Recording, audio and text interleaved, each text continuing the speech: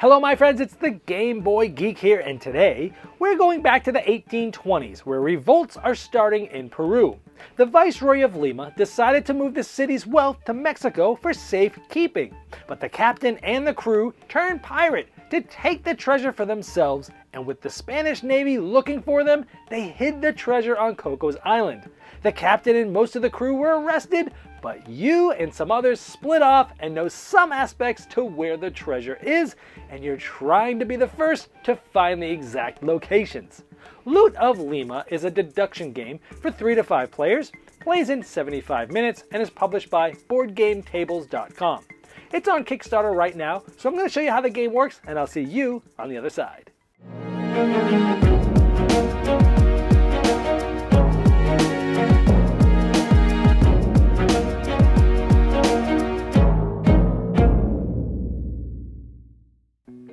This is a Kickstarter preview, so all the art and components you see here are prototype, and you're going to want to check the link in the description of this video to go directly to the Kickstarter project page to see all the final art and components. Now here we have a 4-player game set up. This is us. This is our shield. We have our own little sort of notation sheet that we'll keep our secret clues on, and we have the other 3 players sitting here with their shields. Now usually the shields would be a little bit further away, but to get everything on camera I kind of put them next to each other, but in the middle is a map board. Now on this map it's going to show you all the different locations. You know, we have north, south, east, and west, but inside here we have 8 locations of each type.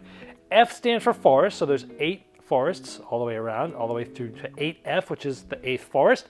There's shores, 1 through 8, all the different shores. And then there's mountains, all right around the middle here, 1 mountain, 2 mountain, all the way to the 8th mountain. There's 24 total locations because we have shores, forests, and mountains, and 8 of each. And so at the beginning of the game, 2 of those random locations have been set for the 2 places where you're trying to find the treasure. If you're the first person to find which locations those 2 treasures are in, you've won the game.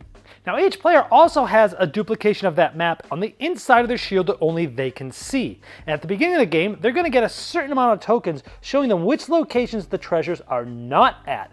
And in this case, we're playing with a 4-player game, so we actually have 5 of these. And we have one that we actually gave to the player that sits across from us. That just gives you some asymmetrical information. Like for example, we know that this isn't it because we gave this token to the player that has this icon sitting just across from us, the blue player. Now here's the top half of the notation sheet that everyone keeps behind their shield secretly. I have the names of the 3 different players. Then for all the ones that I know they cannot have, because there's only 1 of each of them, I've marked them off here. And here you'll see the directions, north, south, things like that. But it also tells you, the numbers. Like for example, this one is, 5M. And since we know that 5M is one that's on our board, we've crossed it off for all 3 players. So all the ones that we've seen, we've crossed off for all the 3 players. This one here I circled because this happened to have been the one that I looked at but then gave to the player crossed for me in setup. So I know that Cat actually has this 2M on their board, so I circled it there. Also at the beginning of the game, one at a time at the end of setup, each player is going to say which of the 3 terrain types they have the least of, or at least tied for the least. So Alex has the least amount of shores. Kat has the least amount of mountains, and Greg has the least amount of mountains. But remember, it could be tied for the least with another terrain. That's the case. They get to choose what terrain type. So we've just kind of circled this to let ourselves know at this point, which ones they have the least of. Later on, we can write in the amount of those tokens that we find out if we get that far. Turns are very simple in the game. On your turn, you're going to roll all 3 dice. Then you're going to choose any 2 of the 3 dice and set the coordinates on the main board that's in front of everybody in the middle of the table. And then you're going to choose a single person to answer a question as to how many of those tokens that they were given at the beginning of the game fall within here. For example, I selected, let's just say, north and west. So I put this one here west, this one here north. Now if I put it like this, the arrow of this points this way, the arrow of this points this way. This means between all of these regions here, I could ask any specific person, like let's say I said Cat, how many tokens do you have? So they'd look on their board on the inside and look at all of these things here. We have 8 shore, 8 forest, 8 mountains, 7 forest, and 7 shore. Between all these, she will verbally say in front of everybody how many total tokens that she was given at the beginning of the game that's in between this. However, even using these 2 dice, you could have swapped it the other way, and it could have been all the ones in between here. Now that's a much larger area, but depending on what you know and what you're trying to figure out is going to give you the strategies of what to do. Or maybe I selected the west and the southeast, and I asked her about how many she has here. Or maybe I selected these 2 dice and said southeast and north. Again, each way could be backwards. I could have it like this, or I could put them the other way like this, and it would all be all the ones around here. So you have quite a bit of flexibility as to the questions you ask depending on the dice that are rolled. However, let's say this is what I rolled. Now, if both the dice you choose, I chose southwest and southeast, and I have it, so I'm just looking at this area here. If the dice that I chose have the same terrain type, this is both the green forest, notice, they will actually have to answer how many they have only in that terrain type. So between the 4 forest and the 5 forest, she'd have to answer how many she has. There's actually one that's a blue side, and this is wild. So I have a south and a northwest. And I could say, you know what, this terrain type's wild. I'm going to say it is mountain, like this brown mountain here. Since they're the same now between this south and northwest, that player, let's say I had chosen Cat, has to tell us exactly how many mountain tokens they have in this range that we have it set up. So let's say this is what we chose. We have the northwest, we have the south. This is wild. We said it was the mountain region there, and we asked Cat, how many mountain tokens do you have in that region? So let's say I did ask Cat. She says I have no mountain tokens in those regions. So that's 5, 6, and 7 mountains. She doesn't have any. Now, I already knew she didn't have the 5 mountain, but now I know she doesn't have the 6 or the 7, so I've marked them off accordingly. Now, everyone can also write on their notepad the answer to the question. So everyone would be doing this. Like the question to Cat was between south and northwest, and it shows you which direction the arrows were, mountain region, and how many did she say? 0. So everyone can sort of track back, and if later on you're kind of confused or you might have some conflicting information, you can always work your way back to some of the questions to sort of catch yourself back up or possibly correcting the errors you might see. So then it would be the next player's turn in turn order. So let's say it's Greg's turn, and let's say he chooses to ask Alex, who's sitting across from them, and who's the one that's sitting to the right of us. He rolls these dice and he chooses the south and the east, and he places them like this. So he asks Alex about this region here, and so Alex puts the dials like this on their internal board behind their shield just to make it easier for them to see what they're talking about to give the correct answer. Now let's say Alex answers says, I have 3 location tokens for that area.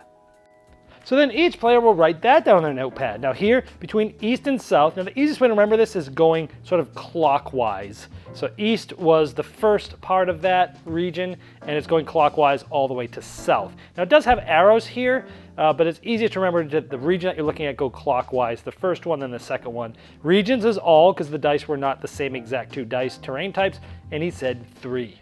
Now this is a logic and deduction game, so you can come up with your own schemes as to how to use the notepad, but in this case, I know that Alex said that 3 of the ones that were all 3s or 4s, 3 of these he has. Now we know he doesn't have this one, so what I did was for all the other ones that are possibilities, I put A's on all of those. So 1, 2, 3, 4, there's 5 A's. 3 of those 5 Alex has. So either over here, during one of these over here, or down here in the note section, I just have A equals 3, which tells me that there's 3 of those A's that he has. Because, for example, if 3 of the 5 he has, if I find from the other players that between them they have 2 of these 3, 5, then I'll know from deduction which 3 Alex must have. And again, turns just go clockwise. Now you might notice that each player has 3 of these different tokens. These are sort of special actions that you can take one of these on your turn, but once you use them, they're out of the game. Think of them as one-time abilities. Now if on my turn, for example, I use the shovel, this allows me to change the suit of one die face. Now if I had this, north and east, and I was using these 2, the person that I asked the question to would have to tell me how many tokens they have in all of those spots. But if I use this, I could say, you know what, this east is a forest, just like this is a green forest, so that way they'd have to tell me how many between the 1 forest and the 2 forest, how many they have. So it allows you to sort of narrow things down. Or instead, if I use the barrel, I could re-roll as many of these dice as I want. Or if I didn't like what these dice results were, I could ask a secret question. I disregard what I rolled, and I can ask any one player any question that can normally be asked in the game. Now for this, you can get a separate piece of paper, or you can rip off a little bit of the bottom of the notepad and pass that to them. You write the secret question down, and then they give it the answer to you secretly, so only you get to know the answer. Now over the course of the game, you're going to be finding out which tokens other players have, again, and placing their tokens so you know which player has what to your deductions. And what you're trying to do is get to the point where you find the 2 locations that you will place the treasure. In this case, we have 1, 2, 3, 4, 5, 6, 7. We have 7 left, so we have a little bit more deduction to go. But when you're sure of where the treasure is, you're going to try to win the game, you'll place these treasures here. Like, let's, for example, I thought the 2F had it. We'd put the treasure there. And the 4F. Now again, you probably wouldn't do it with this many remaining because you want to be pretty sure, because if you're not correct, you cannot win the game. Essentially, you're out of it.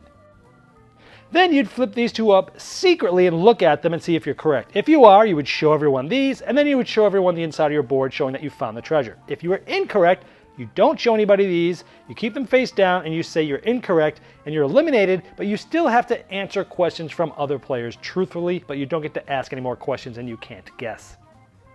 And the first player to find the 2 locations of the treasures is the winner. If all players except 1 have been eliminated, that player will win. Well, there you have the loot of Lima, and as I showed in the overview, it's a game of logic and deduction where you have the freedom as to who you ask and what question you ask them.